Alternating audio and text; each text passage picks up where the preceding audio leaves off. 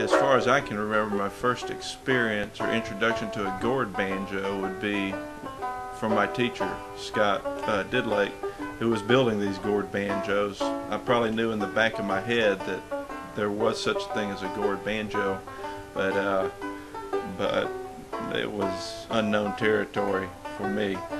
So having actually experienced playing a gourd banjo and knowing someone who built them, knowing about the history that he taught me and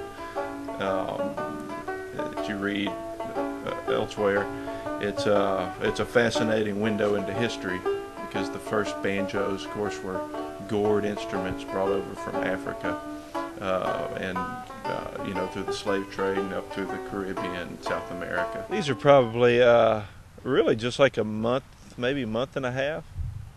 So of course you get a lot of flowers around here, and they bloom at night. So they're night bloomers, or at dusk. And then when they get pollinated, the female flower, you see this flower right here. It's still blooming, but of course you have a fruit here now, so those will grow into hopefully banjo quality gourds. This is a cannonball gourd, so it's a real round gourd. I mean, like a perfect circle. And they're very hard shell too. So it's got a sound, like the way it sounds, and like the way it looks and feels and everything. So this is a 3-stringer soprano bonzo, what I call this. And I tune this one DAD. You can tune it kind of any way you want, but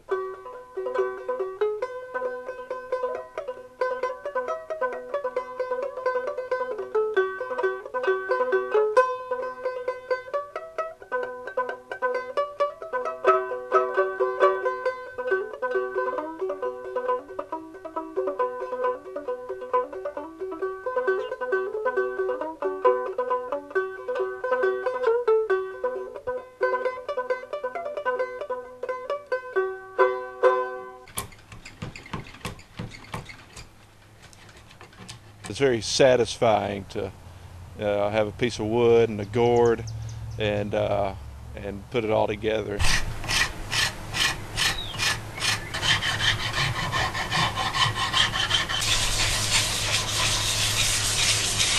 I think people who are interested in the roots of music are also interested in, of course, interested in banjos. So, of course, banjo players would be a definite, people who would be interested in it. Of course, gourd artists also. Like, I went to the Mississippi Gourd Society Festival.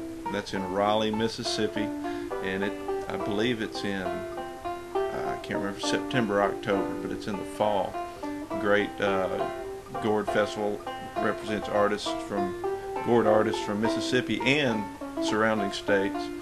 So I went to it last year, and my sales were from members of the Gourd Society, artists there, not necessarily players, but one of them bought one for her nephew. You can play from bluegrass to Bach and derive a lot of pleasure from it.